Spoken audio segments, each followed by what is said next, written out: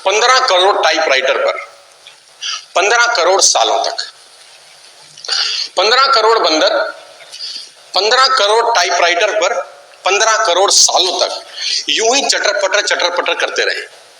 क्या संभव है कि मजरू सुल्तानपुरी का एक गाना बन जाए? क्या यह संभव है?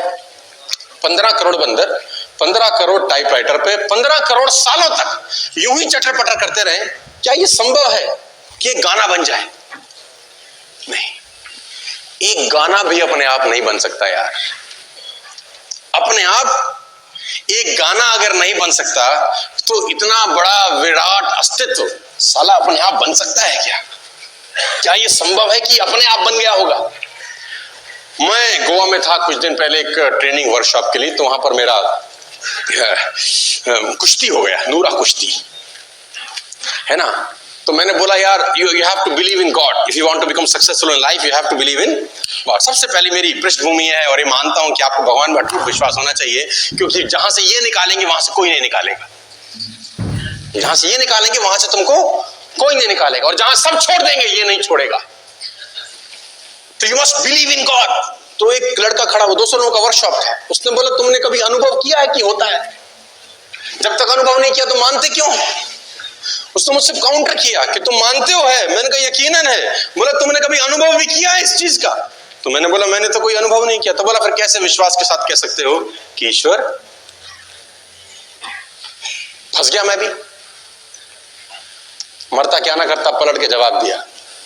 मैंने पूछा जहर खाने से क्या होता है? बोला मृत्यु।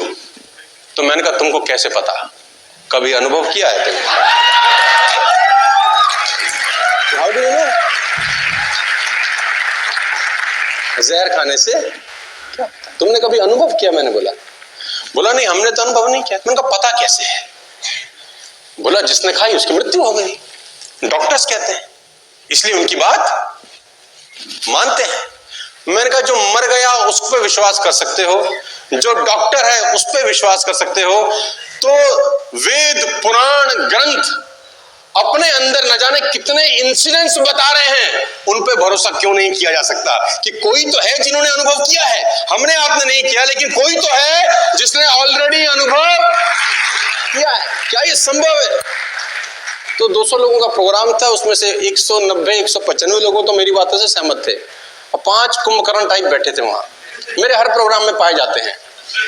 ईश्वर का ये भी वरदान है मुझे कि जहां जहां जाएगा तेरे पीछे लगेंगे ये। तो 3-4 बोले सारी बात है तो ठीक है, लेकिन सर कुछ प्रैक्टिकल बताओ ना यार। ये तो ठीक है, हमें तो गीता ज्ञान के लिए अच्छा लग रहा है। तो मैंने कहा प्रैक्टिकल के लिए तुमको इस ऑडिटोरियम से बाहर निकलना पड़ेगा। जब वो कॉन्फ्रेंस रूम था, जो बैंकेट रूम था, तो 200 लोगों को लेके मैं बाहर निकला। ये गोवा की बात है, होटल लीला, एक फार्मास्यूटिकल कंपनी के लिए मैं गया हुआ था। तो वो 200 लोगों को लेके मैं बाहर आया। थोड़ी सी मैंने कहा मेहनत लगेगी, अभी प्रूफ करते हैं, यही तुरंत हाथ कंगन को आरसी क्या पढ़े लिखे को तो मैंने कहा दर्शन करा दूं अगर आज तो मान जाओगे? उसने बोलेगा हुजूर कमाल हो जाएगा। तो मैंने कहा आओ बाहर। तो 200 के 200 लोगों ने मेहनत करी, लीला से बाहर निकले। स्विमिंग पूल था वहां पे, बहुत शानदार सा, पेड़ लगे हुए थे, सामने समुद्र था। तो जब बाहर निकले तो मैंने कहा कितने लोगों को विश्वास नहीं है कि होते हैं? तो 4 अलग हो गए, 196 अलग हो गए। तो मैंने बोला तुम 4 की गरारी अटकी हुई है अभी? बोला हाँ। मैंने कहा पेटी बंद है तुम्हारी? बोला हाँ। मैंने कहा कोई तकलीफ नहीं है, अब मुझे बताओ तुम लोग कहाँ रहते हो? तो उसमें से एक आदमी बोला हम मुंबई से आए हैं सर, है ना, वी बिलोंग्स टू मुंबई। कहाँ रहते हो? बोला अंधेरी में रहते हैं। कहाँ रहते हो? फ्लैट है, अपार्टमेंट है, कैसे हैं? तो बोला फ्लैट में रहते हैं। तो मैंने कहा कौन से फ्लोर पे रहते हो? तो बोला 5वें माले पे, 5th फ्लोर पे हम लोग रहते हैं। मैंने कहा वेरी गुड। तो मैंने कहा 5वें माले पे रहते हो, श्योर हो? बोला सर 100% श्योर है। तो मैंने कहा नहाते कैसे हो? बोले बड़े अजीब सा सवाल पूछ रहे, नहाते कैसे हैं? बाथरूम में जाते हैं, शावर चलाते हैं, नहाते हैं? तो मैंने कहा पानी शावर में से आता है? बोला आता तो शावर में से है, पीछे टैंकी का होता है। तो मैंने कहा टैंकी का होता है? बोला नहीं टैंकी का नहीं होता, वो नीचे टैंक में से आता है। पहले म्यूनिसिपैलिटी का पानी टैंक में जमा होता है, फिर 5वें फ्लोर पे, 6ठे फ्लोर पे एक टैंक रखा हुआ है सिंटेक्स का, हमारा कम से कम 1000 लीटर का, वहां इकट्ठा होता है, फिर वहां से पाइप के थ्रू आता है और हम। तो मैंने बोला नीचे टैंक से ऊपर के टैंक में जाता कैसे है? बाल्टी बाल्टी लेके जाते हो? बोला बाल्टी बाल्टी लेके काहे को जाएंगे, मोटर लगाई है, मोटर चलाते हैं तो पानी ऊपर जाता है। तो मैंने कहा मोटर क्यों लगानी पड़ती है?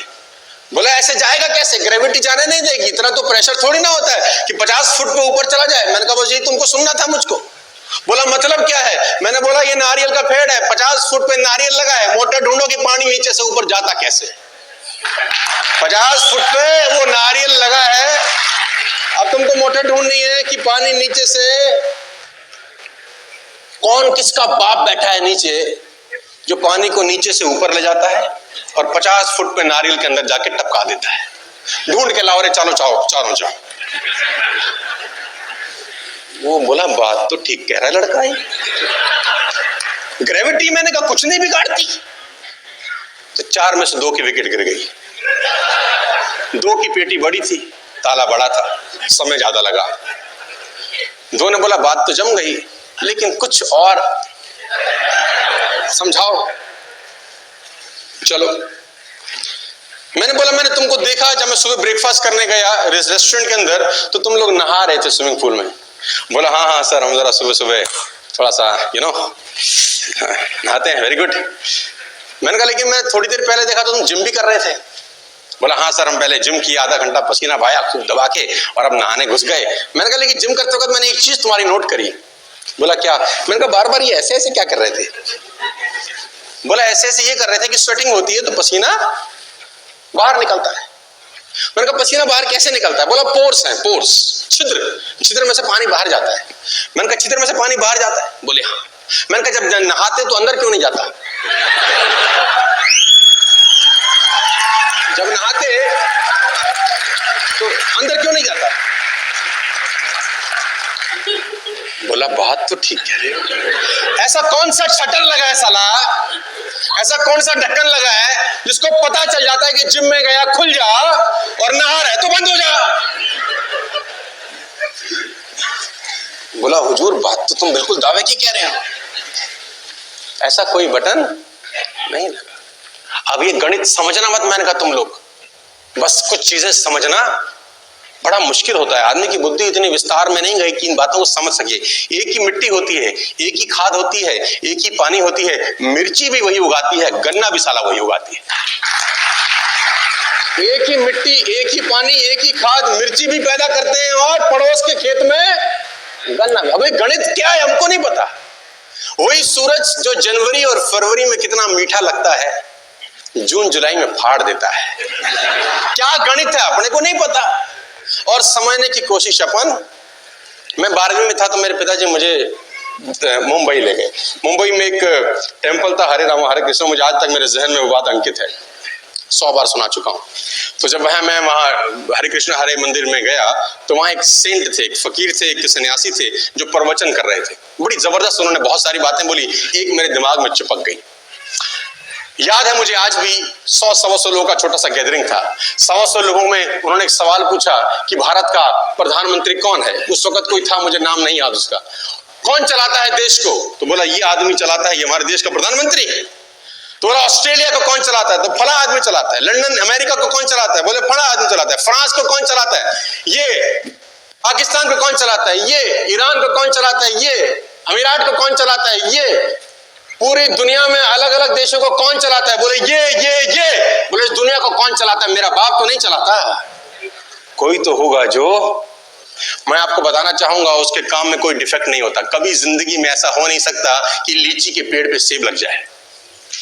एरर हो नहीं सकता, एरर की संभावना नहीं है सर। मैं आपको बताना चाहूंगा, और एक बड़ी कमाल की चीज उसने अपने हाथ में रखी हुई है, वो शरीर का विकास तो करता है, बुद्धि का नहीं करता। बड़ा कलाकार है। देखो शरीर का विकास करने के लिए आपको कुछ करना पड़ता है, ऑटोमेटिक होता है ना, लेकिन बुद्धि का विकास करना पड़ता है। अगर बुद्धि का विकास भी भगवान करता होता तो सब बुद्ध होते कि नहीं होते? सब होते कि नहीं होते? लेकिन वहां गणित उसका अजीब है। वो कह रहा है अगर इसको ऊपर तक पहुंचना है तो कुछ मेहनत इससे करवाओ। शरीर में ठीक कर देता हूं इसका, देखो उंगली अपने आप बढ़ेगी, तुमको कुछ नहीं करना। नाक जहां तक बढ़नी है बढ़ेगी, तुमको कुछ नहीं करना। तो कहानी कुछ ऐसी है कि वो कहीं इस ऑडिटोरियम में बैठ के हमको सुन रहे होंगे, कहीं देखो होता है ना उसकी मर्जी के बिना, क्या बोलते हैं आप लोग, पत्ता भी नहीं हिलता है ना। तो वो एक ऑटोमोबाइल के अंदर भी कहानी बड़ी सिंपल थी कि मैंने उनसे पूछा, जो 200 लोग थे, क्योंकि सबका विकेट करीब करीब गिर चुका था, लेकिन फिर भी एक अटका हुआ था जिसकी शरीर निकल गया था, पूंछ रह गई थी। तो मैंने बोला, भाई तुझको क्या तकलीफ है? सब ठीक है, अभी पूंछ अटक रही है, पूंछ का एक बाल अटक रहा है। मैंने बोला, गाड़ी कौन सी है तुम पे? तो बोला होंडा। मैंने कहा वेरी गुड, कब लिया? तो बोला 2016 में। मैंने कहा वेरी गुड, अब 2019 में लेना, क्या होगा? ले आओ, नया मॉडल आएगा। आएगा कि नहीं आएगा? अच्छा, 2020 में होंडा का नया मॉडल आएगा कि नहीं आएगा? 21 में आएगा कि नहीं आएगा? 22 में आएगा कि नहीं आएगा? क्यों आएगा जानते हैं? क्योंकि पिछले साल में जो कमियां रह गई होंगी उसको ठीक किया जाता है। हेलो, यानी इनको कमीनों को नहीं पता था कि 18 में क्या दिक्कत थी, इनको अचानक 19 में याद आता है। 17 में जब बना रहे थे, इनको पता नहीं था कि 18 में क्या चाहिए होगा। यानी हर साल अपने आप को अपडेट करते हैं कि नहीं करते? लेकिन इसकी कहानी बड़ी कमाल है। 5000 साल पहले इन्होंने बनाया था, ये सेम टू सेम चल रहा है, कोई अपडेशन की जरूरत नहीं है। जहां आंख लगी है वहीं आंख, जहां नाक लगा रखी है वहां। अब उसको तो ऐसा नहीं लगा 5 साल के बाद, नाक पीछे भी लगानी चाहिए। क्या करें, है ना, 2 आंखें पीछे भी, भाई कोई पीछे से मारे तो। जो बना दिया मॉडल हमेशा के लिए। ये कहानी बड़ी अजीब है, बड़ी सिंपल है। मैं कहीं पढ़ रहा था एक किताब के अंदर, एक बहुत पुरानी किताब में लिखा कि भगवान होने का सबसे बड़ा सबूत क्या है। किसी ने बोला भगवान होने का सबसे बड़ा सबूत यह है कि आप अखबार दोबारा नहीं पढ़ सकते कल का। आप कल का अखबार दोबारा नहीं पढ़ सकते, लेकिन भगवान की कथा जब भी सुनो साला नहीं लगती है, जब भी सुनो नहीं लगती है। कहानी वही है, कितनी बार भी सुने। ये ठीक ऐसे ही है कि गंगा में जबकि डुबकी मारी जाती है तो दूसरी डुबकी में पानी वो वाला नहीं होता। जब भी गंगा में डुबकी मारी जाती है तो दूसरी डुबकी में पानी वो नहीं होता जो पहली डुबकी में था। तो पानी वहां से हर डुबकी में पानी, लेकिन अखबार कल का पढ़ना बड़ा है ना। तो तीसरा रूल है मेरा, आप जिंदगी में सक्सेसफुल होना चाहते हैं, ये है, यू हैव टू ट्रस्ट।